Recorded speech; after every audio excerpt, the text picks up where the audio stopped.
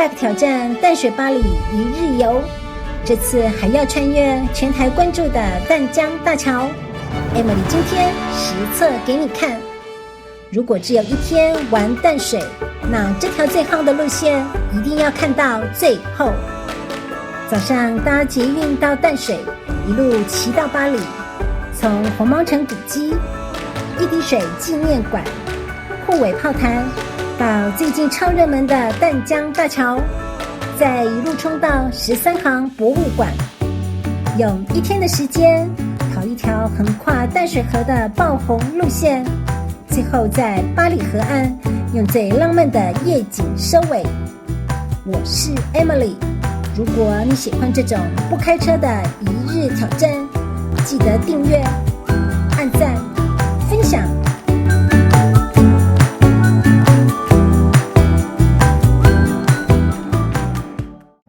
早上 Emily 先搭捷運來到捷運淡水站，不過旅程開始之前，當然要先吃個早餐補充體力。從捷運淡水站1號出口出來之後左轉，馬上就會看到一大片 U-Bike， 今天的挑戰就要從這裡開始哦。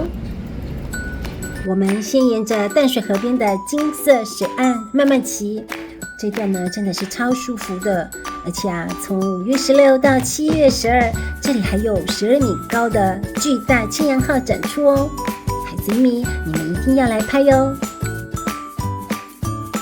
哇，你看這個畫面，小朋友們在河邊戶外教學也真的是太可愛了吧。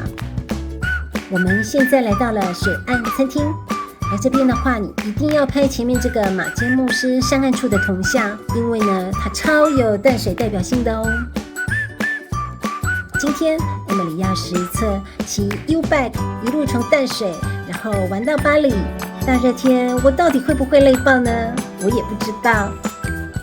水灣餐廳旁邊這條路夕陽真的是超美的，尤其是往淡江大橋的方向看過去，整片天空會慢慢變成金黃色，然後再配上河景，真的是很不真實。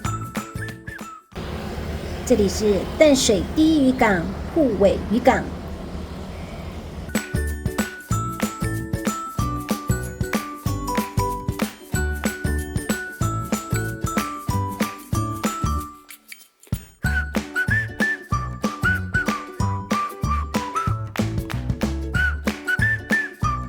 接着看到這個地景造景觀景台，然後右轉。大家呢可以先把 U-Bike 停在這邊，這邊是領事館船塢舊址，以前是英國領事停放巡港船隻的地方。再過馬路之後就是淡水紅毛城。淡水紅毛城，淡水的紅毛城建於1628年，一路歷經西班牙、荷蘭、明鄭、清朝等9個政權統治，不只是淡水的重要防禦據點，更是來淡水一定要朝聖的一級古蹟。哦，你說這個票是可以去哪3個地方？現在的紅毛城，還有一個小白宮，一個滬尾炮台。那5月底以前可以到同樣一張票到13行。也是都不用費用的就對了。對。哦，一張票玩3個景點，超划算。整個紅毛城園區國定古蹟嘛，重點這一棟，那原始的安東尼堡是荷蘭人建的，就是這個後牆之內。然後1860幾年英國來租界的時候，把1樓隔出了4間牢房，保護北部犯罪的外國人，然後2樓變成英國領事辦公的領事館。那領事在這邊呢100多年，所以英國在隔壁蓋了一個豪宅，當做領事下班、夫人小朋友住，所以隔壁是住家，是官邸。軍事主堡，因為紅毛城本身就是戰略防禦用的城堡，所以你看它的牆壁真的是超厚的。以前這一區呢，其實設有很多大炮射口，不過後來英國它租借紅毛城之後呢，就把這裡改成了領事辦公室使用。那原本的大炮射口，也被他們改成了門跟落地窗。然後這個出入口，这也是一個炮筒，很多人以為是這兩個窗戶，不是的。這邊以防的設計是在這裡，這邊也是一個炮筒，在荷蘭時期。你看這些壁爐、保險櫃，還有文件、焚化爐等等，這些都是英國他們進駐之後新增的辦公空間的設備。仔細看，你看連那個紅磚都很有細節，不同區域還能看到不同年代留下來的工法痕跡。英國領事官邸，到了1860年代，英國人他們進駐之後呢，就在主堡的東側蓋了這棟超有異國感的紅磚洋樓。這裡以前就是英國駐淡水領事和家屬的生活空間，當時的高級官邸。大家看門口這些精緻的磚雕，共呢是有12塊。那正門這一塊寫着 VR1891，代表着是呢，這棟官邸是在1891年維多利亞女王在位的時期所建造的。還有啊，你看這個花瓶造型的欄杆柱，也是很有特色的歐洲風格設計。最後大家看這個超美的官邸回廊，以前呢，英國的官員和家屬他們也非常的喜歡在這邊喝下午茶，然後聊天啊，看風景。一進門呢，左邊是客廳和書房，右邊這邊的話是餐廳和配膳室，後面的話就是廚房和傭人房。2樓的話是臥室。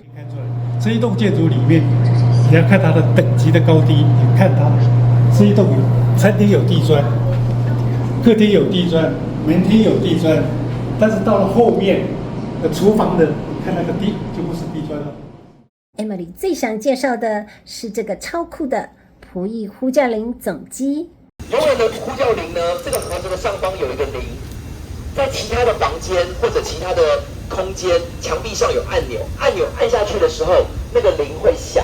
然後這個盒子它上面有10個鐵片，鐵片上面有編號，1號到10號，看你在哪一個位置後，那個鐵片會這樣子，鈴響的時候鐵片會掉落下來。所以傭人呢，如果聽到了鈴在響，再過去看的時候，就可以知道說主人呢在哪一個空間需要他這樣。當你走進去的時候，你會發現有2個樓梯，一個大樓梯，一個小一點的樓梯。那大樓梯呢是主人使用的，小一點的楼梯呢是傭人使用的。還有餐廳這邊，你看這裡有一個小門，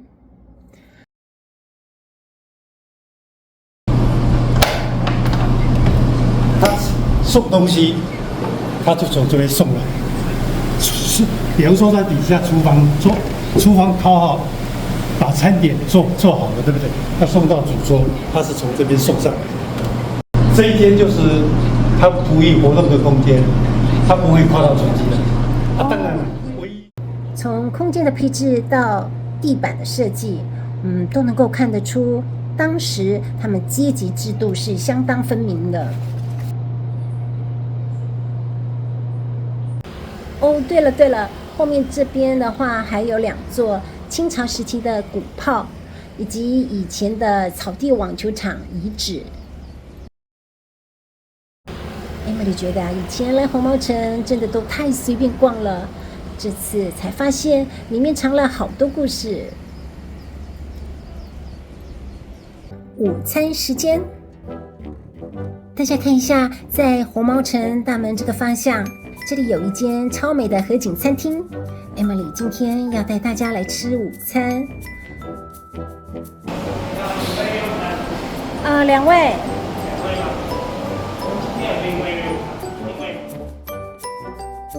这間餐廳呢，它緊鄰着淡水河畔，我之前也來過了幾次，覺得還不錯。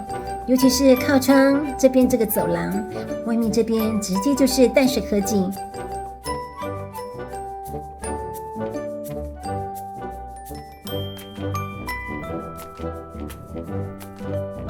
Emily 今天點了紅酒牛肉燉飯套餐，還有明太子雞肉披薩。外面的天氣今天真的是有點熱，在這邊吃午餐，然後吹冷氣，真的是超舒服的。吃完午餐後，我們回去簽 U-Bike， 繼續下一站。我們往這個地景造型觀景台回騎，過了旁邊這座橋，然後就會到達淡水海關碼頭。旁邊這棟港務倉庫，現在已經變成藝文展覽和互動體驗空間。這個碼頭全長約150公尺，它見證了淡水港埠時代的繁華與北台灣的貿易黃金歲月。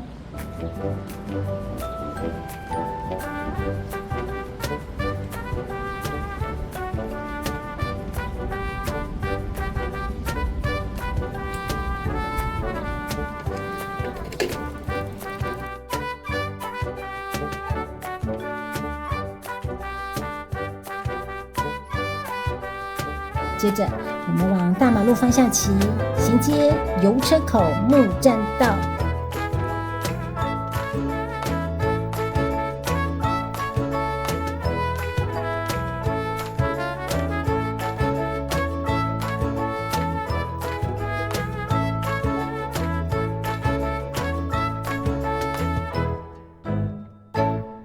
木棧道騎到一半的時候，要先過馬路，因為 Emily 借了快要4個小時了，所以我們先在這邊還車，然後用另外一張卡再借，這樣子會比較划得來喲。接着呢，我們就往這個方向騎去。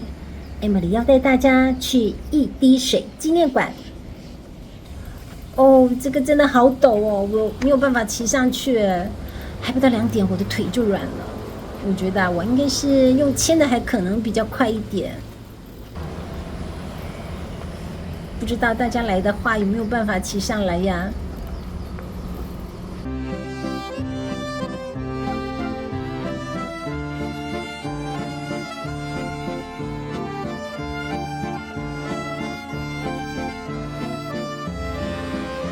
一滴水紀念館。一滴水紀念館是一座擁有100年歷史的日式木造古宅，它原本是位於日本福井縣，後來為了紀念日本阪神大地震與台灣921地震的跨國情誼，就由台日的志工呢花了5年的時間拆解，跨海搬來淡水重建。最厲害的是整棟建築都沒有使用任何的一根釘子，主要呢是靠木頭的梁柱，還有榫接工程跟竹編土牆來完成，真的是超強的。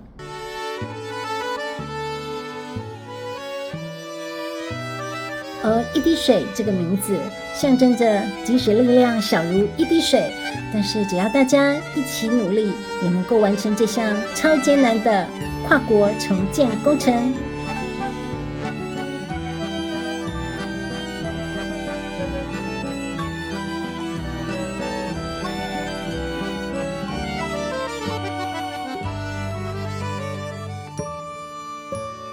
哦天哪，說的比騎的快一點，我每次都騎不上來。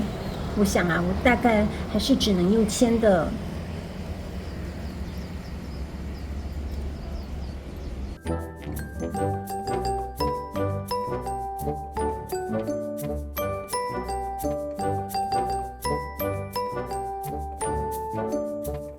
滬尾炮台，大家看入口這個北門鎖鑰門額，這個是當年呢台灣巡撫劉銘傳親自題字，代表着說啊，這裡呢可是守護北台灣的重要海防據點。滬尾炮台，它是在清法戰爭之後，1886年由劉銘傳主導興建的軍事堡壘。你看這個門呢，它真的是超巨大，而且非常的重。以前的時代呢，平常如果是少數人進出的時候呢，其實只會開這個小門。當時分別在這4個地方都設有炮台，全部都是面向大海以及淡水河口。大家現在看到的這個部分呢，以前其實都是兵房，牆的厚度大概有1.2公尺。現在裡面這邊都變成了開放式的展覽空間。那這2間以前是彈藥庫。如果說從高處然後往下看，中央廣場這邊還能夠看到當年的辦公廳舍、廚房和廂房的遺跡。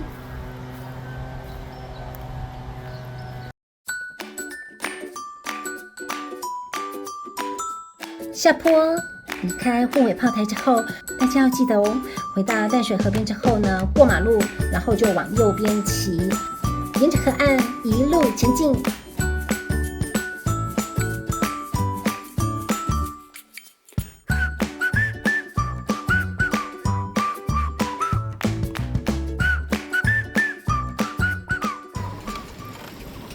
骑出來大馬路之後，大概是5-6分鐘，大家就能看到淡江大橋橋梁管理中心。上橋之前呢，Emily 要先帶大家參觀旁邊這棟圓形建築——淡江大橋橋梁管理中心。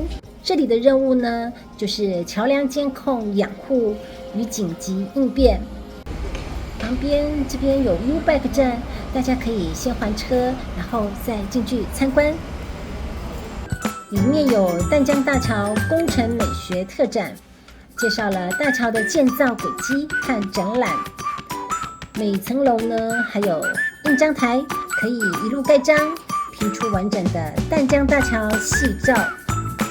Emily 最喜歡的是2樓的自己動手蓋橋活動。這第559座橋就是我設計的喲。而且呢，3樓這邊還有景觀眺望平台，可以直接看淡江大橋美景。淡江大橋，牽完 U-Bike 之後，大家就從這裡，然後轉個彎，就能直接上橋。基本上呢，橋的兩邊它都是可以上橋的，行人和腳踏車它是屬同一個車道。不過呢，上下橋的這個牽引道，它有標示着說禁止騎乘，請下車牽引。所以為了安全呢，大家要配合遵守哦。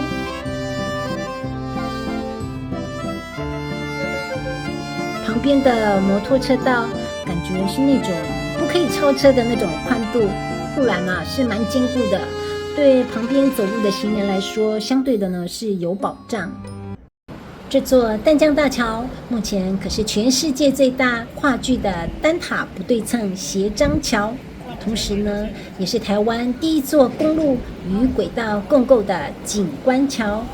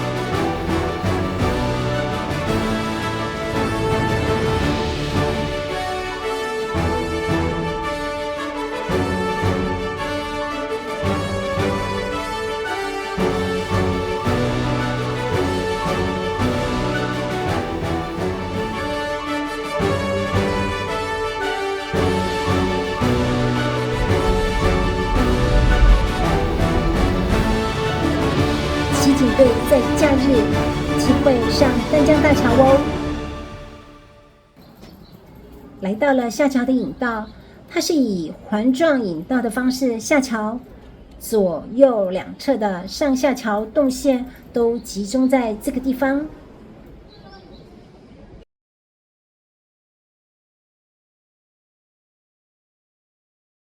下橋之後呢，我們繼續往下一站13航博物館前進。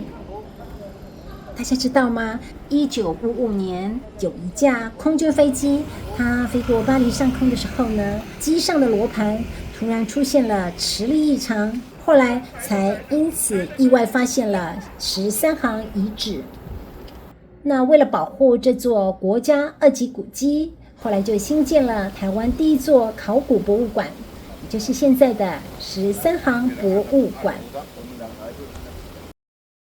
13航博物館博物館旁邊靠博物館路這一側就有 U-Bike 站，大家呢可以先把車子停在這邊。這棟建築物是知名建築師孫德宏所設計的，還曾經獲得台灣建築獎。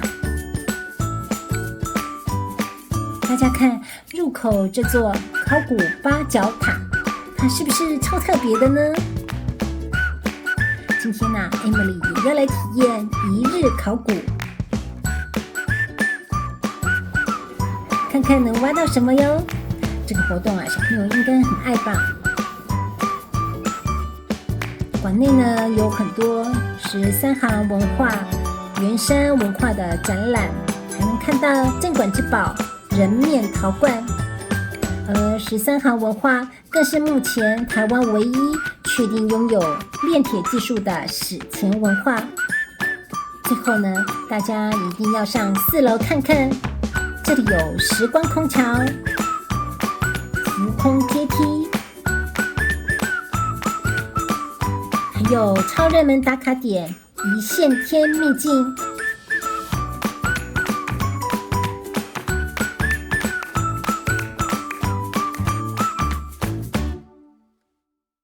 我也太幸運了吧！你們看，現場一台 U-Bike 都不剩哦。我這一台是最後一台。哦，幸好有借到，不然呢，我今天的活動直接砍關。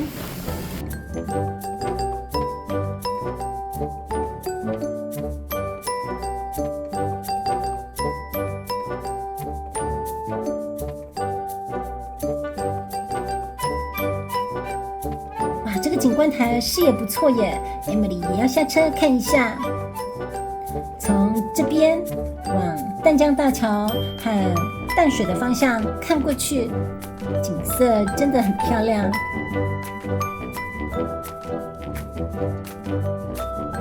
今天的夕陽呢，雖然被烏雲遮住了一些，但是從不同的角度看淡江大橋，其實也是蠻有氛圍的。我們繼續往八里渡船口方向騎去吃晚餐。在八里福朋喜來登酒店這邊，它的旁邊有 U-Bike 站，我們先去還車，然後再來吃飯。剛好現在是退潮時間，從八里左岸沿海可以看到超大片的濕地。到了晚上6點之後呢，海水就會慢慢在漲潮。半夜12點左右就會漲到滿潮。今天是非假日，很多店都沒有開。我們最後是選擇了這間店來吃晚餐。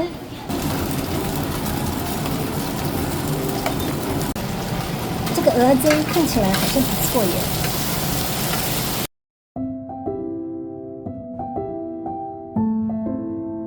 等一下我們會搭船回淡水，再轉捷運回台北。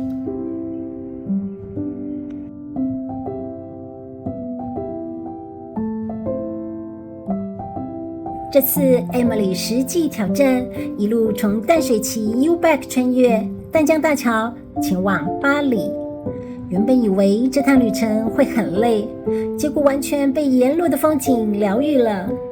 經過紅毛城、一滴水紀念館、滬尾炮台，一路慢慢靠近淡江大橋的那一刻，真的會有種震撼感，比想象中還壯觀哦。一座橋承載的不只是交通，還有一路騎行的風景與回憶。最後在八里左岸看到夜幕緩緩降臨，為這趟穿越淡江大橋的一日小旅行畫下最浪漫的句點。如果你在淡水只有1天，那這條路線一定要收藏。我是 Emily， 如果你也喜歡這種不開車的一日旅行，別忘了訂閱、按讚、分享，期待下次我們再一起出發。